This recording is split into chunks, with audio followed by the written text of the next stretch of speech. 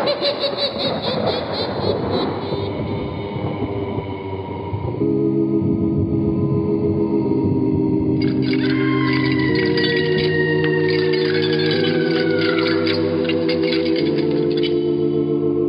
Mysterious Old Radio Listening Society podcast.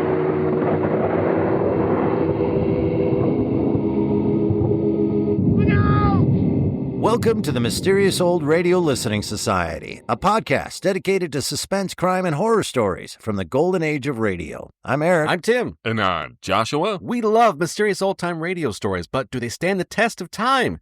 That's what we're here to find out. Today we present an episode of my choosing, Too Hot to Live from Suspense, radio's legendary theater of thrills.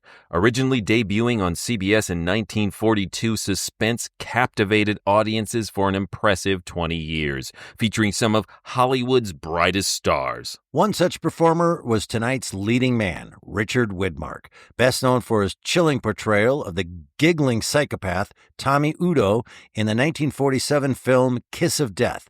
Widmark was often typecast as a villain despite his reputation as a kind and generous man. In 1950, Widmark played a seething racist in No Way Out, a role that reportedly made him so uncomfortable that he apologized after every scene to his co-star, Sidney Poitier. Another accomplishment that set him apart from the scoundrels he played on screen was his long and devoted marriage to actress Jean Hazelwood. Their union lasted 55 years, a rarity in Hollywood. As Widmark once put it, I happen to like my wife a lot. Tonight's episode also features a cast of familiar voices to old-time radio aficionados, including Paul Frees, Howard McNear, Joseph Kearns, and Mary Jane Croft. The script was an early milestone in the career of writer Sam Rolfe, who also contributed scripts to The Adventures of Sam Spade and Richard Diamond, Private Detective. Just 2 years later, he would be nominated for an Academy Award for The Naked Spur and go on to create Have Gun Will Travel and write for The Man from U.N.C.L.E. And now let's listen to Too Hot to Live from Suspense, originally broadcast on October 26, 1950. It's late at night, and a chill has set in. You're alone, and the only light you see is coming from an antique radio. Listen to the sounds coming from the speaker, listen to the music, and listen to the voices. Autolite and its 96,000 dealers present Suspense. Tonight, Autolite brings you Too Hot to Live, a suspense play starring Mr. Richard Widmark.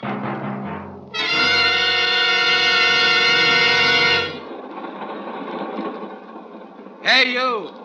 Freeloader. What? We don't sell tickets on this freight. Well, it was empty. I didn't think anybody'd mind. We're slowing down for a crossing. I don't want to find you when I come back. Where are we? Half-mile from Marcus Junction. Thanks. Forget the thanks. Just beat it before somebody inquisitive starts asking questions. Yeah, don't they always? The train rolls by, slowing, and the crossing bell warns that death is here. I don't recognize it, though. I walk toward Marcus Junction, toward death. In just a moment, Mr. Richard Widmark in the first act of Too Hot to Live. Well, Hap, how are the hobgoblins? Well, Halloween isn't here yet, Harlow. Soon will be, and that means the time has come to have your car made ready for the cold driving days ahead. And your friendly Autolite spark plug dealer is the man to see. What'll he do, Harlow? Why, your Autolite spark plug dealer will winterize your car, put in antifreeze, change the oil and grease. And check the spark plugs, too! Thanks, Johnny Plug Check, for a worry-saving reminder. Because spark plugs are the very heart of your car's ignition system. These are better than ever. You mean spark plugs need winterizing, too? They sure do, Hap, and that's why it pays to have your Autolite spark plug dealer replace worn-out spark plugs with world-famous ignition-engineered Autolite spark plugs. Autolite spark plugs, you know, are ignition-engineered to operate as a perfect team with your car's ignition system. And that's why you can't buy better spark plugs for your car than Autolite. So, folks, see your friendly Autolite spark plug dealer. Remember, you're always right with Autolite. And now, with Too Hot to Live and the performance of Mr. Richard Widmark, Autolite hopes once again to keep you in suspense.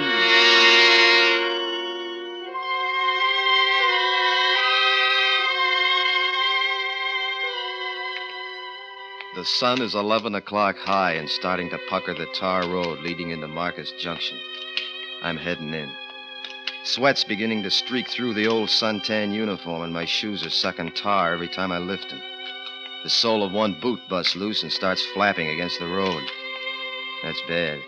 A drifter needs a good pair of shoes, and I'm on the drift. Marcus Junction, no different than 1,000 others like it. About a mile square of small buildings all pasted together. I walk a couple of blocks without finding a shoemaker. The town's almost empty this Saturday morning.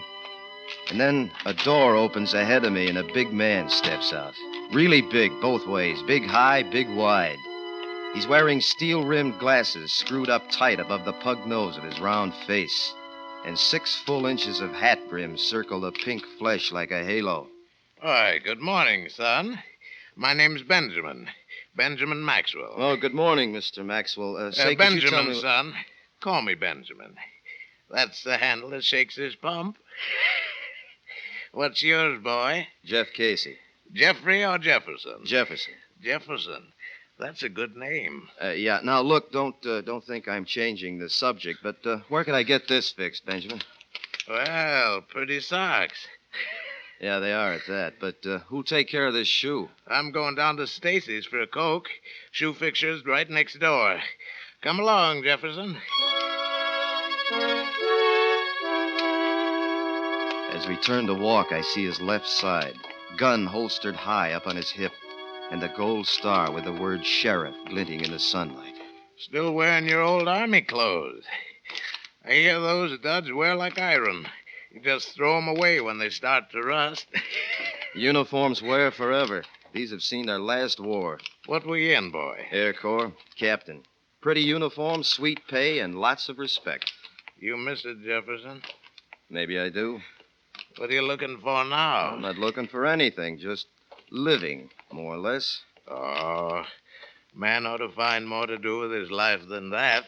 It's all the same to me. I could die today, and it wouldn't make any difference. You got a bad taste in your mouth, but you'll spit it out someday. Say, how do you like this weather? If it gets any warmer, it'll be almost too hot to live. In a manner of speaking, you understand? Yeah, I understand. Here's the shoe repair. I'll be next door. Leave your shoes and waddle in on them pretty socks of yours. I'll buy you a drink. Coke or coffee? The shoemaker tells me that my shoes will take a couple of hours, so I start next door to join Benjamin. I don't know, maybe I'm feeling pretty good, but I pull an old schoolboy trick of mine. I take off my socks, roll them up, and throw them on the counter with my shoes. Then I walk outside to feel the cool, shaded cement prickle up through the bottom of my bare feet. Through the store window next door, I see the 4 people in the restaurant. Benjamin waves for me to come in. Inside the entrance, a blonde waitress is arguing with a tall sliver of a man who's showing about 3 inches of wrist and shin bone below the edges of his clothes. The squat, moon-faced grill man has his pop eyes focused intently on the argument. I go in, walk over to Benjamin, and sit on the next stool. Oh, Jefferson. Hi, Benjamin. Came for that coffee. In a minute. Rachel's about finished. Try it somewhere else, Pop. Let me alone now. I'm busy. And all her sins must find her out. She's a Jezebel and kin only to the devil. Yeah. You'll find it on the menu next week. Now find yourself a street corner. Get it out of your system. You are bad. Bad beyond all hope. See you around, Pop. I don't hope.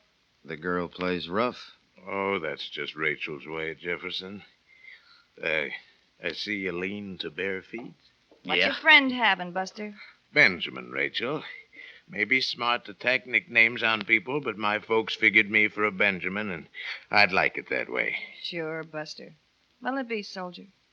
Black coffee, lady. And don't let the uniform throw you. I'm no soldier anymore. The Hollywood line of her mouth twists up into a lopsided kind of inviting grin as she turns to get the coffee. I watch the dark shadows that follow the rippling lines of her uniform when she moves. Rachel is quite a woman. All woman. Coffee. Barefoot. Like you, soldier. Your friend's real pretty, Buster. You think everybody's pretty. He's a doll. You be around long, soldier? Long enough to get my shoes fixed, Rachel. Rachel. You know, that name doesn't go with you. It's a name. Too bad you're moving on soon. New faces are scarce around here. Especially one like yours. Well, I've got some law to enforce. Will I see you before you go, Jefferson? I'll find you, Benjamin. Do that, boy. I'm afraid to face that heat out there. Now, you behave yourself, Rachel. Yes, well, You like playing it tough? under it all beats a heart of gold. Mm-hmm.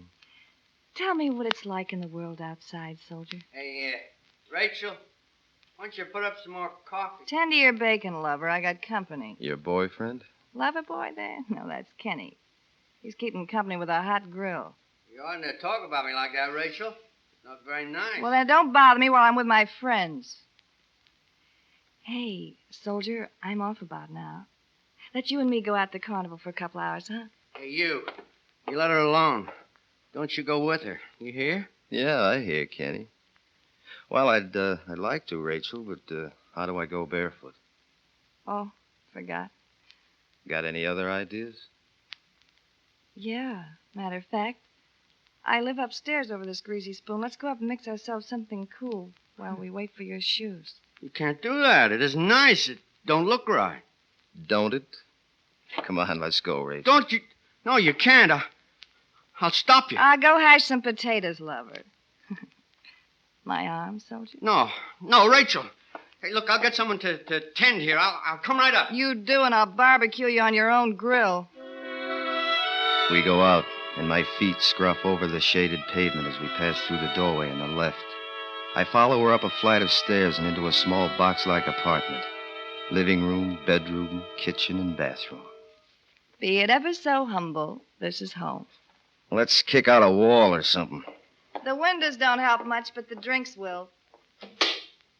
Hey, why do you have to lean into the kitchen? Why not just walk in? Fresh varnish on the floor. The heat don't let it dry. It's a long reach for a long drink. It's a long day. Well, here you go, soldier. Don't you believe in mixing anything with your liquor? What for? The cubes will melt. Oh. What do we drink to, soldier? The heat? The heat. Cools you off, don't it? It burns its way down my stomach and explodes. That's my good. pores ain't it, open and the soldier? perspiration oozes down. Here, let's have another. She's still Don't talking, worry. but I'm going numb. Let's drink The to heat, my conscience. no food, I shouldn't be drinking. You're real Who cute, cares? soldier. I'm getting foggy.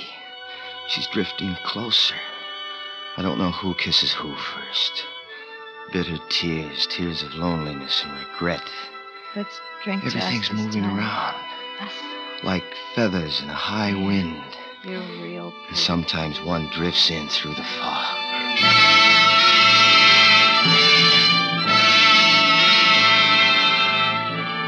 We're drinking. How many? I don't know. Another drink. Breathing, sucking down scorching air, hot, damp waves of heat. Clumsy suffocating. soldier. Here's She's another close. glass. Can smell perfume, cheap like tin earrings. How? Black rolling in, black velvet. And the shimmering heat, wavering like plucking a taut string. Wavering, wavering, wavering.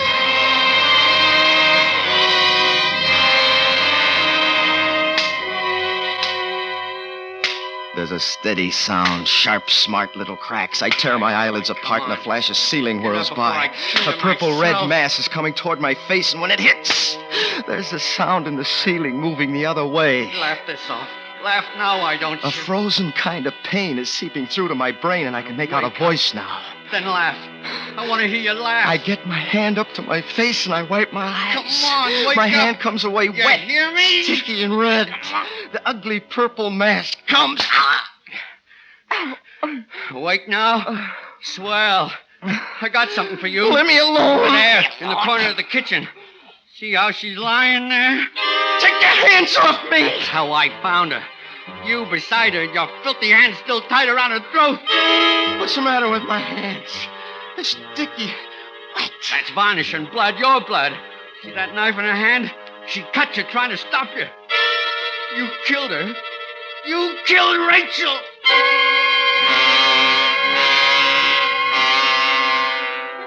He doesn't make any kind of sense. The bathroom door's open and I staggered toward it, stepping on broken glass, pain stinging, remembering bare feet. The open shower waiting for me. I turn the handle of the cold water and I half throw myself into the shock of the stream. I'm coming alive. Reaction setting in. Fright. He said I killed him. Hey, Sheriff! Benjamin! Hey, Benjamin, come up here. I got a dirty killer for you. That lousy friend of yours killed Rachel. Come and get him!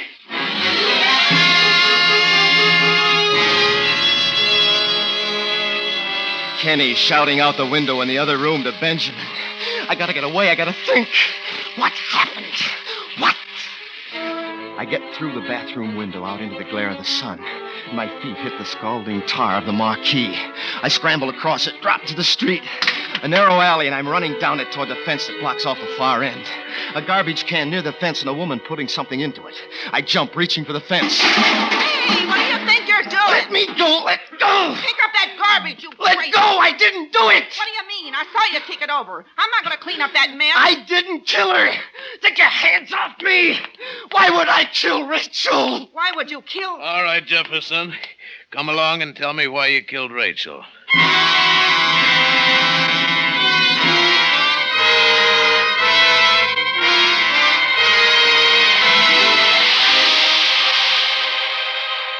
Autolite is bringing you Mr. Richard Widmark in Too Hot to Live. Tonight's production in radio's outstanding theater of thrills, Suspense.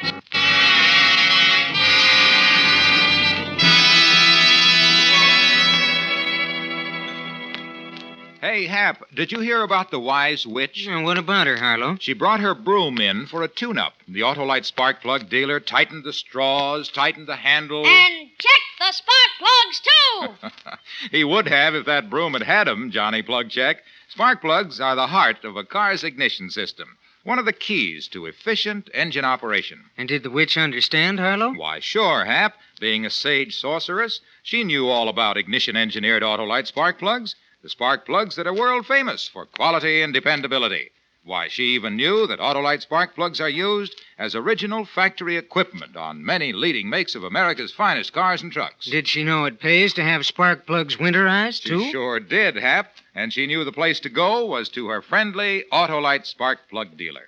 Because he can put in antifreeze, change grease and oil. And check the spark plugs, too. Yes, folks, see your friendly Autolite spark plug dealer. And have worn-out spark plugs replaced with ignition-engineered Autolite spark plugs.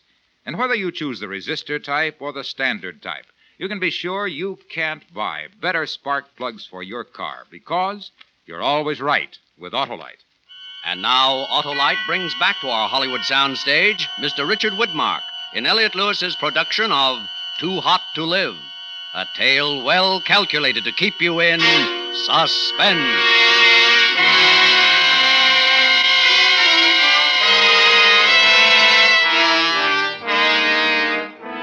Benjamin is leading me out into the sweltering street again.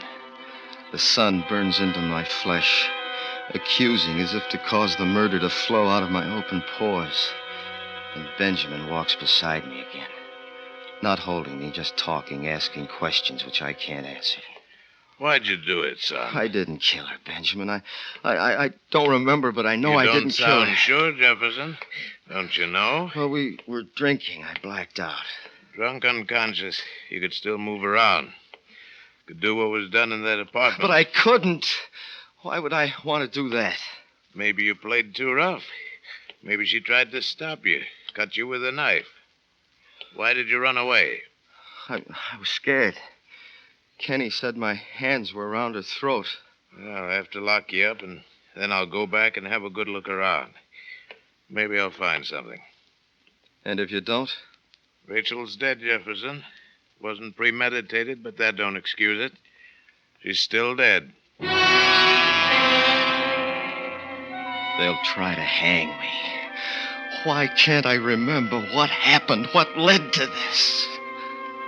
The sweat's rolling down Benjamin's forehead, collecting along the top of his glasses, sliding into his eyes. They smart and snap shut. He has to stop, try to rub the sting away. I slap at his glasses, knocking them off his face, and grab for his gun. His arm comes down fast, hard, chopping at my hand, numbing the arm to the shoulder. And the gun falls to the road. I run, hobbling up and down, lopsided, trying to get away from Benjamin and from the burning and torn feet under me. Come back. You can't get far. I'll get you anyway.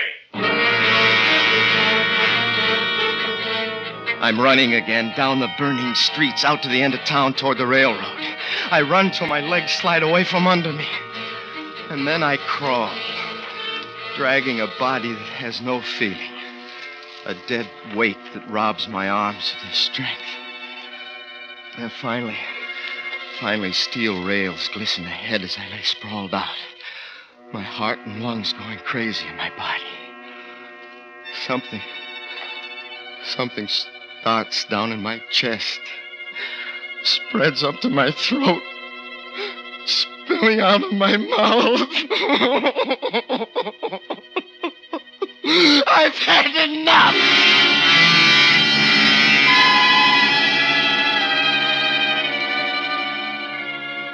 An hour's passed. The sun is moving away toward the west. No trains have passed, but it's all right.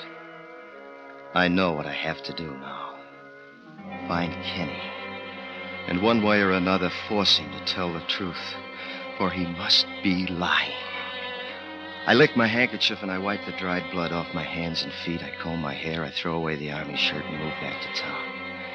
Stepping gently, I make my way up the back streets to the restaurant. Pulling my pants down low to cover as much of my bare feet as possible, I step inside. There's a stranger behind the counter. Well, howdy. Hi. Say, where is everybody in this town? Oh, most are out at the carnival. Some are looking for a killer roaming around. Yeah, I heard about him. Heard he was picked up a couple of miles out. Good deal. You know, Rachel worked here. Yeah, I know. Say, where's Kenny? Oh, he's out at the Clovis place. You wanted to be the one to tell Rachel's folks about, you know. Sure. Well, I guess I ought to go out there and pick him up. I don't know the place too well. How do I get there? Just follow this road down. About a half a mile out of town, you'll find a dirt cutoff. Can't miss the mailbox. Thanks. Say, if you miss him, who'll I say was asking? Just tell him his cousin Jim was here. Well, pleased to have met... Hey, you ain't wearing shoes. You're the one. You're the killer. Run again. Another alley, blistering pavement, cement ripping in the jagged rocks again. Time's running, too, running out. Benjamin will know where I'm going. Out to the main highway, pants pulled low and thumb up in the air. Here comes my ride. He's got to stop. He's got to. Stop, please! Hop on, son. Oh, thanks. Thanks, mister. Thanks a lot. You're welcome, but I'm not going far. Well, I'm just going out to the Clovis farm. I know the place. Why are you going there now? I'm a cousin at Kenny's. I'm going to meet him out there. Oh? I don't place you. I'm visiting from back east. You're not wearing shoes. Yeah, it's a silly thing, isn't it? I lost my shoes while wading barefoot in the stream. Didn't help my feet any. What stream is that, fella? Well, you know the one. I don't know the name of it. It's out there in the woods. Oh, yeah. I think I know the one. Yeah, this is the dirt road you want. The house is over the rise. Thanks again. I'll see you. I limp up the rising dirt path. At the top, I turn for a look at my ride. He's swinging around toward town. Benjamin will get to me, and soon. An old two-storied farmhouse rises out of the cleared fields around me. A big gray barn stands off near the house, and 2 old cars are sitting empty behind it. Kenny's got to come to one of them. I'll wait. Time, still running out and away from me. Little shimmering waves of heat rise off the tin hoods of the cars. Here he comes. Now or never. Hey! Help! Quiet! quiet or I'll break your back. I want the truth, Kenny. The truth if I have to kill you for it. I didn't kill Rachel. You did. I didn't. I didn't. You killed her. You were crazy jealous. No. Yes. You came to check up. You found us drunk and you got wild. You killed her. I didn't. I can prove it. How can you prove it? That wasn't 3 minutes from the time I left the restaurant and the time I called Benjamin. Not enough time to get up there, kill her, and bring you around. 3 minutes. I can prove it. That's all the time. You did it. You have cut hands from a knife. Those hands were still around her throat when I came in. You killed Rachel. And there it is. He isn't lying about the 3 minutes. That gloating smirk on his face tells me that. I had killed her. The horror of this afternoon had been for nothing. I tried to save my life, and instead I'd proved myself guilty. Tied the rope finally and for all time around my neck. Shoot him! Don't just stand there. Shoot. He's the man who killed your daughter. He stands there watching. The gaunt sliver of a man with shins and freshly scarred wrists exposed below the edges of his clothing. A double-barreled shotgun is cradled in his arms, but he just looks at me. A wild fire striking out of the black pupils of his eyes. Shoot him! He killed your daughter! He killed Rachel! So you're her father. I thought it was just another nickname. She was no daughter of mine. She was born to me, and I named her Rachel from the Bible. But she was the daughter of Satan. I'm sorry, Mr. Clover. Go on, shoot him. Because of him, Rachel's dead. She turned dead. away from me, but within me the voice was strong. I followed her, begging, to the place where she lived. I'm sorry. I was drunk, in crazy. that apartment, the stench of drink like an evil cloud. You lying there, drunk with the devil's fever. You were there. Shut up, you crazy old fool. And it came to me like a voice from on high. And I knew what I must do. You killed her. It wasn't me, it was you. Now you did it. Why couldn't you keep your mouth shut? And you knew he did it, Kenny. You tried to make me believe that I'd been the one. Why? You and tramps like you. Always keeping her from me. Coming along every time. But I couldn't know this, Kenny. You didn't care. You laughed at me. You made Rachel laugh at me. I passed the old man when I went up.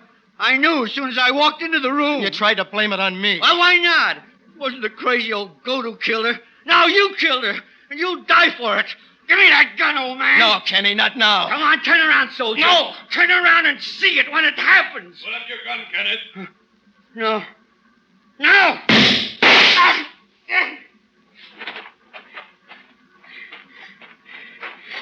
Get up, Jefferson. We'll go home now.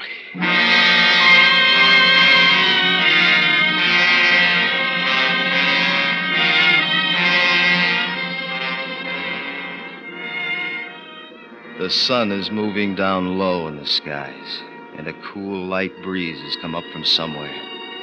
I'm leaning back on the front seat beside Benjamin, breathing deeply, evenly, feeling the goodness of just living seep through. In the back seat, old man Clovis sits staring ahead, not even aware of the blanket-wrapped body of Kenny lying on the floor at his feet. If you hadn't been so eager to run, I could have saved your feet a lot of wear. I knew you weren't a murderer, son. You knew? I went back to the apartment. Old stories there, in the varnish on the kitchen floor. No bare feet around the body, but lots of hobnailed boot prints. You cut your hand on broken glass in the living room, and it bled. And I was running. Well, you can stop running now, son. Stay here in town with us, huh?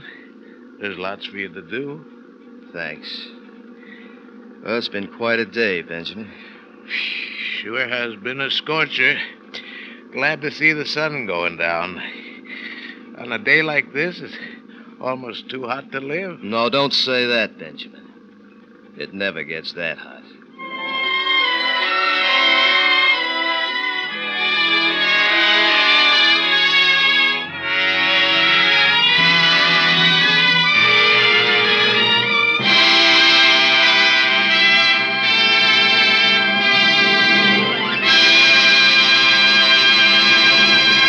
Suspense, presented by Autolite. Tonight's star, Mr. Richard Widmark.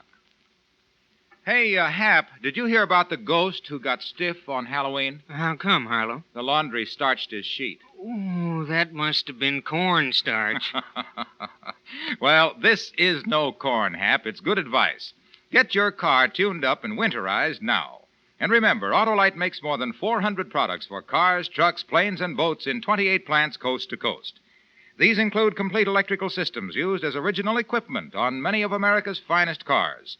Generators, coils, distributors, voltage regulators, wire and cable, starting motors, and electric windshield wipers. All engineered to work together perfectly as part of the Autolite team. All engineered to give you unexcelled Autolite service. Don't accept electrical parts supposed to be as good. Ask for and insist on Autolite original factory parts at your neighborhood service station, car dealer, garage, or repair shop. Remember, you're always right with Autolite. Mr. Widmark may currently be seen in the 20th Century Fox production, Darrell F. Zanuck's No Way Out. Next week on Suspense, Mr. Herbert Marshall as star of Victoria Cross. And in weeks to come, you will hear such famous stars as William Holden, Cary Grant, Ozzie Nelson, and Harriet Hilliard, all appearing in tales well calculated to keep you in suspense. Suspense is produced and directed by Elliott Lewis, with music composed by Lucien Moraweck and conducted by Lud Gluskin. Too Hot to Live was written for Suspense by Sam Rolfe. And remember, next week on Suspense, Mr. Herbert Marshall in Victoria Cross. You can buy world-famous Autolite resistor-type or standard-type spark plugs, Autolite stay-full batteries, Autolite electrical parts at your neighborhood Autolite dealers. Switch to Autolite. Good night. When you give your time or your dollars to the 1950 Red Feather campaign, you're giving to the best possible cause. Your community chest benefits everyone. Won't you help now? This is CBS, the Columbia Broadcasting System. That was Too Hot to Live from Suspense here on the Mysterious Old Radio Listening Society podcast. Once again, I'm Eric. I'm Tim. And I'm Joshua. And that was Joshua's pick this week, bringing that to us. And yeah, all right, man, there's so much to talk about. Richard Widmark, is that the dude that was also the host of the Sears? He was one of the hosts of the Sears Radio Hour. Radio Yawn Fest. Yawn Fest. Yeah, that's what I thought. Suit shell. And also, I don't know why I'm throwing this out there, but I just recently watched that, 5 years ago, Man from U.N.C.L.E. movie that came out not too long ago. Yeah. Yeah. Wow. I didn't know what was going on. I mean, it was fine. Anyway, I just want to. Yeah, I really liked it, but now it's kind of hard to watch because of Arnie Hammer. Why? What happened? Oh, no. That's a different podcast. That's a totally different podcast. Actually, it's a whole documentary series on Netflix, I think. But really? Tell me off air about that, please. Okay. So, on to this, Too Hot to Live. This was... The Arnie Hammer story. Huh? The Arnie Hammer story. Too Hot to Live. I edited that joke thinking we could just move forward, but of course Tim jumped on it. I'm not letting it go. Too Hot to Live from Suspense. Boy, this checks a lot of boxes. It's very suspense, not only the verb, but also the show. It's very suspense. I know that we're supposed to say stuff and then vote, but I really liked it. I've chosen to express myself through dance. Yes. Shut up. So what? Wait, that's beautiful. Thank you. Put your pants back on. Hello down there. This inside joke has been brought to you by. So what, Joshua? I'm guessing you brought this because you love it.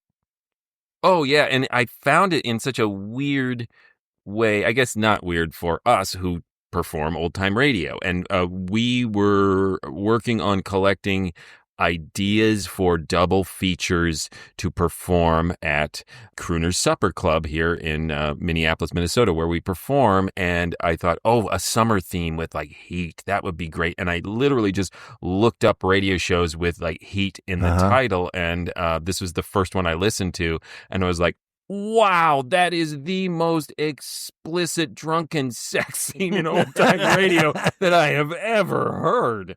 I did like a double take, whatever the audio equivalent of a double take is. Right. Yes. There was a moment that when she's doing that When Harry Met Sally thing. And I was like, he's murdering her or something. She's tripped. And then I went, nope, that was that. Okay. But then you find out, or was it? So that is their plausible deniability. Correct. Like, she just really enjoyed being murdered. Yeah, so that was just shocking in and of itself. I would really not do that today in 2025 in front of a live audience. It would make them uncomfortable. Sure. That's the first time that I have thought this is ruled out for live performance due to something other than racism. Right? But I will tell you this, listeners, welcome to our production meeting. I think we could do this on stage and bypass a lot of that, and it would still be a great episode. We could replace the there's no way pleasure sounds with other sound effects, awooga.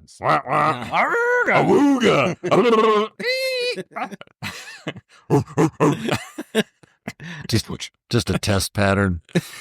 Well, again, welcome to our production meeting. I would not censor this if I performed it live. All right. I mean, Shannon could find her own way to enjoy this drunken sex scene. It wouldn't have to be exactly like it. I mean, I could do it. We don't have to put this on Shannon. Yeah, you're right. That was really good, Tim. Thank you. Could you do it again? Give me a little time. Okay. Gonna need a nap and a sandwich.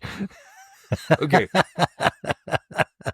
So even if this episode was not very good, I might have considered bringing it to the podcast just because that was so not like anything I had ever heard, and was like, there's pushing the envelope, and then there's just like, I ate the envelope. Right. I rubbed this envelope all over your naked body. Right. But even without that, I think it's a really great suspense episode. There's something subtle and yet so mesmerizing about the fact that he is barefoot the entire time. If you keep reminding yourself of that while this is happening, first of all, God, his feet must hurt. But I don't know why that was so compelling to me that he was barefoot, but it added to the layers of turmoil and chaos and anxiety of what was happening to him. Do you know what I mean? Well, I think because it is so perfectly to my taste layered in, right? Like he's a drifter. And so, that seems like an evocative description of the heat when he gets off the train or is kicked off the train, and the sole of his shoe sticks to the hot pavement and flaps against it. And then it becomes, it's a way to just get him into town. And then how it just keeps becoming more and more narratively significant as you go along. And yes, the wet varnish on the floor becomes an instant like, he's barefoot, that's going to be a clue. But what I think is brilliant about it is it becomes the absence of a clue is what helps him. Yes. And at the end, it's not needed. Right. The sheriff just says, oh, yeah, and by the way, just like all the listeners, it was obvious to me from the beginning that you didn't kill him because your footprints would be in the fresh varnish. So it's not even the twist frees him. It's that the sheriff showed up and heard the confession. Didn't get there in time to see it. Right. So it's both the solution and a red herring. Yep. It's somewhere in, it's like a beige herring. I don't know. Right. Don't eat this herring. It looks wrong. Or that envelope. I objectively recognize the excellence of this episode. The innovative production elements of the drunken sex murder scenario, with her talking in the background and preach. Keep going. Like that was that, going back and listening to it a second time, I picked up more what she was saying. And that's like, adds even more to the episode and the performances and all of that. But there is a genre of film, literature, everything of the hot, sweaty, libidinous small town that I never enjoy. It is just aesthetically repugnant to me. Streetcar Named Desire. Everyone just take a shower and start this story over again. Right. You lived in a small town then? Yeah. There's literally nothing else to do but drink and have sex. But there's air conditioning. All right. And there's showers. It leans into it of like everything is sticky and greasy and gross. Have you read James M. Cain? That's what this made me think of, is things like The Postman Always Rings Twice. I know of it, and there's many examples. None of this is to say like, and that's bad. That like doesn't make for a good story. It's just that it's hard for me to get over my lack of enjoyment. Like that, it actively makes me enjoy the story less, this kind of setting. I'm going to agree with you partway in that it's the kind of story I enjoy aesthetically. I enjoy it for its, as you said, the production techniques, the performances, the structure, the fake out red herring, all that. It's not one where you're in there feeling for everybody. Yeah, that's also part of it, is like, these are all characters who you just sort of hope they might at some point redeem themselves a little bit. To jump back on two things Tim said. One is, I agree with you. What is the movie, Coen Brothers movie, John Goodman? I know he's in more than one. Barton Fink. My My favorite Coen Brothers and film. I love that one too. I love even it. though it participates in that, like, just towel off. But this is what I'm getting at. I'm so uncomfortable watching that movie, which is the life of the mind. But it's the point. I'm supposed to be uncomfortable, but there's so much sweating in that movie, especially from Goodman, that I get that feeling of, this is actually hard to get through. Please take a shower. Second thing, you just barely touched on it. Are you just talking about you don't like heat? I hate Because I think Tim's just talking about the small town randiness.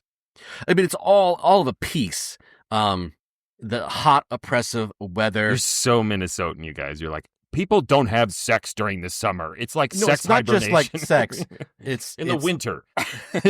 When God designed sex for to keep you warm and survive. It's the erotic nature is purely just I'm too overheated to think, both physically and hormonally.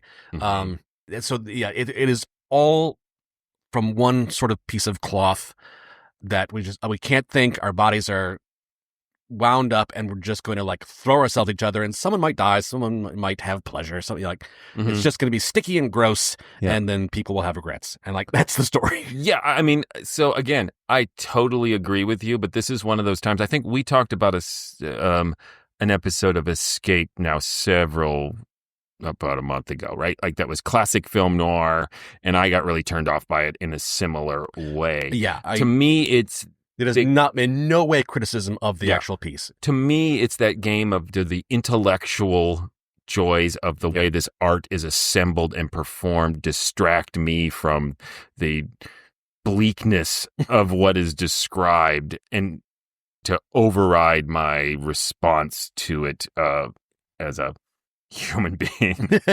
But I think that kind of takes us into what is a little interesting to this, and I think pushes the envelope as much as the explicitness of that sex scene, is that Rachel is portrayed as this woman who's allowed to be as lascivious as the male, which I almost never hear in old-time radio, right? It's my favorite book of the Bible. She's admiring the lascivious. Yeah.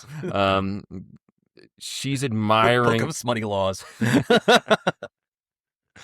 She admires his physicality as much as she does, and that's just really rare. And of course, she's judged for it, but the only people who judge her for it are the murderers and immoral people of the story. And yes, she falls into the film noir trap of she broke social norms, so she must die. Yeah. But it is at least balanced a little by that story portrayal. Doesn't blame her. Yeah. The people in the story blame her. I think the beat that I would have loved at the end is to have shower. Have a shower. Yes. Widmark and Paul Frees take a shower together at the end. You can settle down here. No, some mention of her in memorial, right? In the very end, it's just sort of like, hey, it's too hot to live. No, now I'm no longer suicidal and nihilistic. I want to live at the expense of this young, sex-craved woman's life. You can settle down here. There's an opening. Yeah.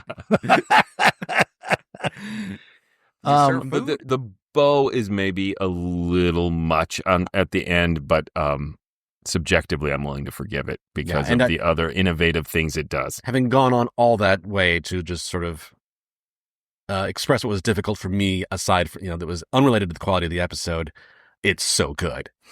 So you danced around it earlier. There is a part of this production that I find brilliant. Him getting increasingly drunker and her you brought it up, and in the background, production-wise, sound effects and her voice. Sound effects, the voice is just a brilliant scene to listen to. You're talking about creating space, and not only space where they're at, but the space in his head and how he's feeling. I thought it was just gorgeous piece of audio drama. But it's also disorienting because time seems off, as it Exactly. would be when you start to have too much to drink. And then they double down and do it again. Him waking up, hungover as hell and being punched and beaten up, and how he slowly comes to. And that great description of partially shoving himself into the shower, by the way, into he did take a shower, Tim, to wake not up. Good enough. Well, and that's another scene that really creates space, as we like to say, because we are in the shower with Richard Widmark. That's where the listener I is. have that tape. And then we hear from this distant shout, and you really hear the space of the cook shouting out the window for the sheriff, right? While he's in the shower. But not only do we feel the space, because it's already been set up that this is just a tiny apartment above a restaurant. Yeah, it's the right amount of space. Yes. That's perfect. What you just said, what I just said about the drunk scene, the passing out, and the waking up, to me, not to jump too far ahead, those are all enough for me to say this was a magnificent piece of radio drama. Yeah. Like, it's an aspirational picture. Like, this is what audio can do that nothing else can. Just brilliant. And then even running down the alley and jumping on the garbage can and the woman holding on to him and not being able to get away. And every moment of it was just beautiful. It was I'm going to kick myself. It was like a beautiful painted picture in my head. But it really was. I could see it all. And what did you say? What did you mumble at me? There was a beautiful painting that needed a shower. So? Oh, and I have to praise Paul Frees in the role of the sheriff. Yeah. Oh, beautiful. He's as big as he is wide, and Paul Frees embodies that in his voice, that sort of breathing that he does in the heat in between his lines, a little bit of a rasp. You hear him get off the stool at the diner, even though there's no dialogue to describe it. So as well as the sound design, the actors are contributing to all this imagery. And the writing itself is really, really good. And even there's a great description of him. It describes his hat, the sheriff's hat, as like a halo. And then his pink face. Yeah. And then as I listened to it a second time, I went, oh, that is telegraphing to me that this is going to be his savior. He's a good guy. Yeah. Because at my first listen, I was suspicious of the sheriff. Yeah, and big Southern sheriff. Like, yeah. You know, he manipulates us because we're familiar with other noir tropes and crime novel tropes. That Dukes of Hazzard. Yeah. Yes. He had a vision of the future, and it was the Dukes of Hazzard. Boss Hog? Poor writer. I'm totally sidetracked now. I have no idea what I was saying. I forgot about the character in the restaurant that was telling her that she was, the religiously fervent man. I forgot he existed. Yes, because that twist alone is so clever. The thing. Yeah. Well, because not only she that, calls everyone Buster throughout it, yeah. and all these other names like that. It didn't dawn on me at. When he came in at the end, because he doesn't respond to it. First I went, oh, I forgot about that guy, because I was convinced he's fighting him, he's hitting him. You no, I didn't do it. You did it. And I was like, here it comes. It's the sheriff. The sheriff did it. I know it's the sheriff. And that guy came in and went, oh, I forgot about that dude. Oh, so the twist got me. Here's my nerdy thing, is they made such a big deal out of Rachel and the name. Oh, it doesn't fit you. And her father, yeah. I named you after Rachel in the Bible. And so I went, ooh, names are significant. And then the sheriff's name is Benjamin, who Rachel died the giving hand that holds birth the handle, whatever. to Benjamin. I was like, oh, Benjamin killed Rachel. Wow. Wow, I have no idea what we're talking about. Is Well, that I in, is wouldn't that have in made that- Leviticus? Lascivious? Yeah, the book of Lascivious. No, because they made I wouldn't have thought that if they hadn't made such a big deal out of her name. And then I started looking And at his name. clues. He was Yeah. making big deal. Yes, you're right. Don't Well, call they me also Buster. made I'm Benjamin. They also made a big deal.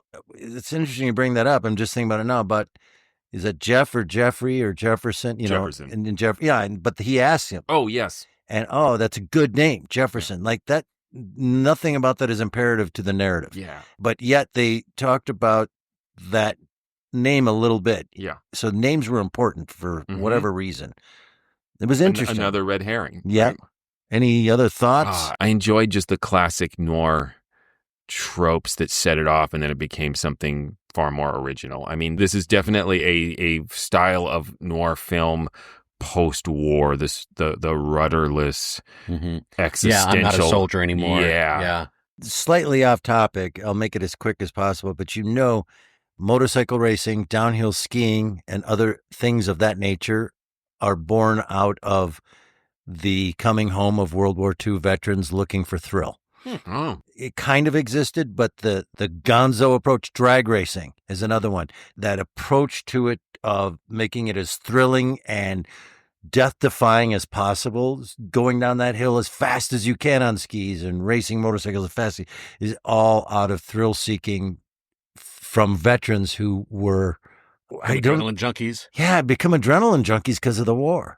I also thought of you when I was listening to this, because one of your critiques of radio shows is often like, oh, people don't respond as I would and freak out. And there's that monologue from Widmark when he's running away. Oh, yeah. He knows he didn't do it. He's barefoot. He can't hide himself. Yep. It gives him away where he just breaks down. It sounds like he vomits. Yeah. Yep. And just I enjoyed that. completely falls apart. Yep. I enjoyed that a lot. Like, what the hell is going on? I didn't kill her. Like, thank you. Thank you for bringing a real human to this. And just some of the images that the narration put in your mind are really clear. Like him pulling his pants down as low as they can be to hide his bare feet. Yep. Because he just can't escape that mark. That little note of like an old trick I used to play as a kid where I pulled my socks off and put them on a table. Was that fun for you as a little kid? It was before the internet, Tim. Wow. I mean, I haven't tried it, so I don't know. I mean, it is Mom, I'm bored. Well, have you tried taking your socks off? Yay! That's the same with the hula hoop and the slinky. Like, that wouldn't pass the test Veterans today. after World War II came back and needed something And thrilling to do, like put their socks on a table. Yep. Should we vote? Sure, yeah. Classic. I'm giving it out. I haven't given out a classic in a while. I think this stands the test of time. Extremely wonderful piece of storytelling and a wonderful piece of radio drama, meaning the production value, not just the writing and the story, but the production value, the acting, all of it. Every part of this hit the mark for me and created a suspense and had a twist. Lovely job. The quality of this episode is undeniable, even though there are aesthetic elements of it that make me feel really oogie and difficult for it to actually enjoy. It is undeniably a classic.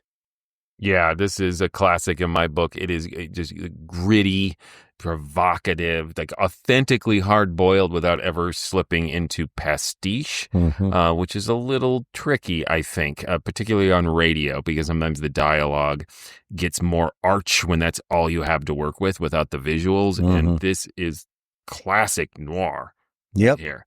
Just absolutely. And the sound, like we talked about, is perfect. Yes, I do think Rachel gets a little short shrift, but it is balanced out by just having the bravery to present her unjudged by any of the decent characters. Yep. As just being like anyone else. And yes, you might feel oogie about it.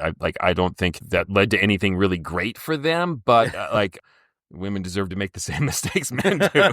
Like I said, I think it would have been nice for them to say something in memory of her at the end, or it maybe is a little too much of a bow, but I think that's me really nitpicking. Sure. Because for 1950, was it? This is a really amazing piece of radio drama. Tim, tell him stuff. Please go visit ghoulishdelights.com. That's where this podcast lives. You can go there and see us in our home. You can vote on our various episodes. Let us know what you think. Leave comments if you have strong feelings that a simple poll response won't do the trick for you. You'll also find links to our store if you want to buy some swag. Get a t-shirt, a mug, a cap, get a hat or a backpack. Can put on the counter of your local diner. We should sell some Mysterious Old Radio socks. Never wash these. And you also find a link to our Patreon page. Yes, go to patreon.com/themorals and support this podcast. We've been going for many, many episodes. That's just tonight. Let alone 370 some. Yeah. So I guess we deserve some money. I guess. I'll just cut to the chase. We've done a lot of hard work, and even if we're coasting at this point, pay us for our back catalog at least, okay? Let's go to patreon.com/themorals. I'm telling you right now, people, if we can make $30,000 a month, we'll do a podcast every day. Every day. Every day. Yeah. Because I will quit my job and just... You will complain about it eventually. Probably.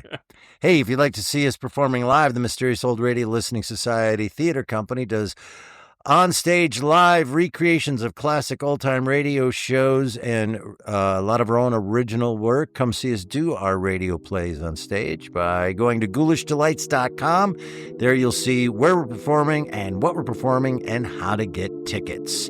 If you don't come see us live, or you can't, you can listen to them, because being a Patreon means you get access to the audio recordings of those live shows. What's coming up next? Next, we have a request from one of our patrons. We will be listening to the April Fool's Day adventure from the New Adventures of Sherlock Holmes. Until then... Look out! Can smell perfume cheap like tin earrings. Black rolling in, black velvet. And the shimmering heat, wavering like plucking a taut string. Awooga!